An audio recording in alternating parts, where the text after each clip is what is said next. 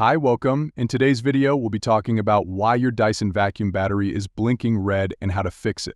Let's get started. Your vacuum battery is blinking red because the charge is deficient. If this is the cause of your machine's issue, you'll get more than 12 or 32 flashes of the red light. To resolve it, use your vacuum's charger. Plug it into a power supply and wait for approximately 4 hours for the battery to fully recharge. Check whether this solves the blinking issue on your machine.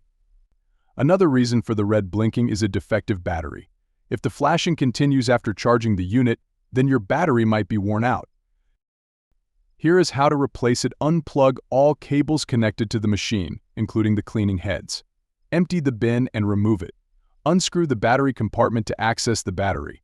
Remove the old battery and replace it with a new one. Reassemble the rest of the components and turn on the machine. If the red blinking appears, charge up the battery and check whether the blinking will stop. And that's it. Thanks for watching. Till next time.